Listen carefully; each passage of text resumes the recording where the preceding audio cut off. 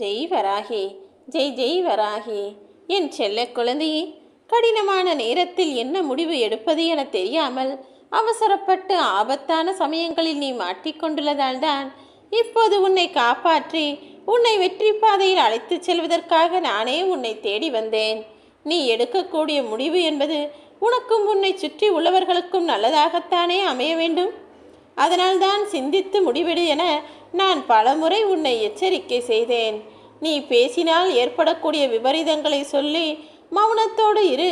முடிந்தளவு எல்லா இடங்களிலும் அமைதியையும் பொறுமையையும் நிதானத்தையும் கையாண்டு வா என்று சொன்னபோதும் கூட ஒரு சில விஷயங்களை நீ தவறாய் செய்து விட்டாய்.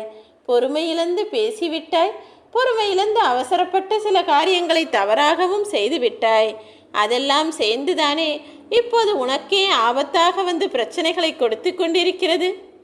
இதிலிருந்து எப்படி மீளுவது என தெரியாமல் தவித்து கொண்டிருக்கும் என் அன்பு பிள்ளையான உன்னை காப்பாற்றி நீதான் வெற்றி பெறுவாய். கவலை கொள்ளாதே, உனக்கு துணையாய் நான் இருக்கிறேன் என ஆறுதல் சொல்லி உனக்கு துணையாய் இருந்து வெற்றியையும் கொண்டு வரப்போகிறேன். நான் உனக்கான நல்ல செய்தியை சொல்லிவிட்டேன் தானே. இனிமேலாவது கவலைப்படுவதை நிறுத்திவிடு. எல்லாமே உன் வாழ்வில் நல்லதாகத்தான் நிச்சயமாக நடக்கும். என்ன நடந்தாலும் ஏற்றுக்கொள்ள தயாராக உன் வாழ்க்கை பயணத்தை நீ வாழ்ந்து வந்தாலே உனக்கான வாய்ப்புகள் உன்னை தேடி வரும் என் செல்லமே. இப்போது உன் வாழ்வில் இருக்கக்கூடிய தீமையையும் நீ நன்மையால் வெல்லும்படி செய்து காட்டுவேன். பொய்யை எல்லாம் உன் உண்மையால் நான் வெல்லச் செய்வேன். உன் வாழ்க்கையில் விலை மதிக்க முடியாத அனுபவங்களையும் பாடங்களையும் நான் உனக்கு கற்றுக் கொடுத்து விட்டேன். பணம் இல்லாத வாழ்க்கையையும் வாழ்ந்து விட்டாய். வயிற்று பசியோடு என்ன செய்வதென வேதனையோடு மனமுடைந்து போய் எல்லா பிரச்சனைகளிலும் சிக்கி தவித்து அதை மீள்வதற்காகவும் துடித்து கொண்டிருக்கிறாய். எல்லா கஷ்டங்களையும் பட்ட உன் வாழ்வில் இனி சந்தோஷம் மட்டுமே நீ பெற வேண்டும் என்பதற்காக தானே உன்னை காப்பாற்றி உதவி செய்ய ஓடி வந்தேன். உன் வெற்றி தோல்வியை முடிவு செய்வது நான் மட்டும் கிடையாது, உனது உழைப்பும் விடாமுயற்சியும் சேர்த்துதான். ஏனெனில் நான் என்னதான் உனக்கு அருளும் ஆசையும் வாய்ப்புகளையும் கொடுத்தாலுமே கூட அதை நீ சரியாக பயன்படுத்தி முறையாக விடாமுயற்சியோடு உழைத்தால்தானே உனக்கான விஷயம் நீ நினைத்தது போல நடக்கும். இப்போது நீ எவ்வளவோ மாறிவிட்டாய். உனது சோம்பல் தனத்திலிருந்தும் உனது பொறுப்பின்மையிலிருந்தும் அக்கறையின்மையிலிருந்தும் மாறி கடந்து வந்து விட்டாய். அதனால்தான் உனக்கான உதவி செய்வதற்கும் உன்னை தேற்றுவதற்கும் உனக்கு வெற்றியை கொடுப்பதற்குமாக உன் வராகியம்மா நானே வந்து விட்டேன். கண்ணீர் விடும்பொழுது துடைப்பதற்கு உறவுகளோ நட்புகளோ இல்லை என மனம் உடையாமல் உன் கையால் நீயே துடைத்து கொண்டு போ.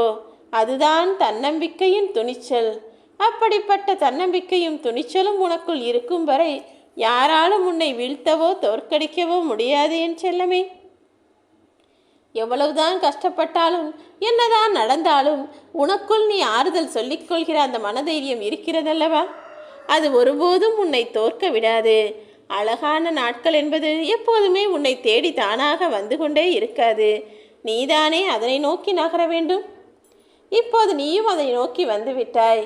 என்னை நம்பி வணங்கியதின் பலனாக நானும் உன் வாழ்வில் எல்லா நல்ல விஷயங்களையும் செய்து கொடுக்கப் போகிறேன்.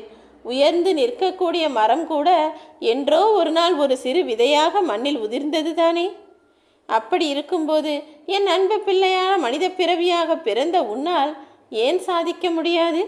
அந்த மரத்தை காட்டிலும் மிக உயரத்தை உச்சத்தை நீ அடையும்படி நான் உனக்கு வழிகாட்டுவேன். நீ வாழும் வரையிலும் யாரும் உன்னை வெறுக்கக்கூடாது.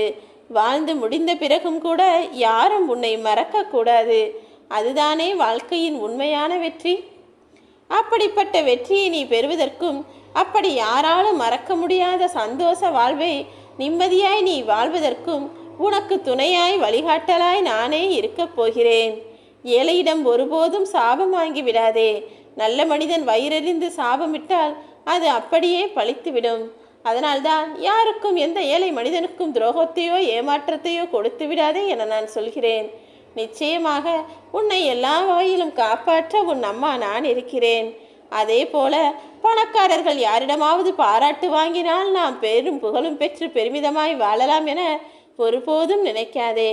பணக்காரராய் இருக்கக்கூடிய மனிதர்கள் மனதளவில் ஏழையாகத்தான் இருப்பார்கள். அவர்கள் செய்யக்கூடிய செயல் என்பது எப்போதும் ஏதாவது சுயநல லாபத்தோடும் காரண காரியத்தோடும் தான் இருக்கும். ஒரு சில பிள்ளைகள் என்னை வணங்குகிற என்னுடைய பிள்ளைகள் மட்டும்தான் இதையும் கடந்து நல்லவராய் வாழ்ந்து கொண்டிருக்கிறார்கள். அதனால் இங்கே பணக்காரன் ஏழை என வித்தியாசம் பார்க்காதே. யாருக்கும் நீ எந்த கெடுதலோ ஏமாற்றத்தையோ துரோகத்தையோ செய்யாமல் உன் வாழ்க்கையில் முன்னேறுவதற்கான வேலைகளை மட்டும் நீ பார்த்தால் போதும். எல்லாமே உடனே உனக்கு கிடைத்துவிட வேண்டுமென எதிர்பார்க்காதே என் செல்லமே.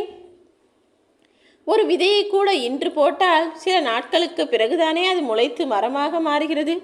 அதுபோலதான் இன்று நீ நல்ல பிள்ளையாக மாறிவிட்டாய், இன்று நீ நல்லதை செய்கிறாய் என்பதற்காக உடனே நாளைக்கே உன் வேண்டுதல்கள் எல்லாம் நிறைவேறி உனக்கானது எல்லாமே கிடைத்துவிடும் என நான் சொல்ல மாட்டேன்.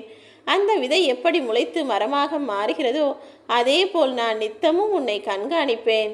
உன்னை கண்காணித்து உனக்கான நல்லதை செய்வேன்.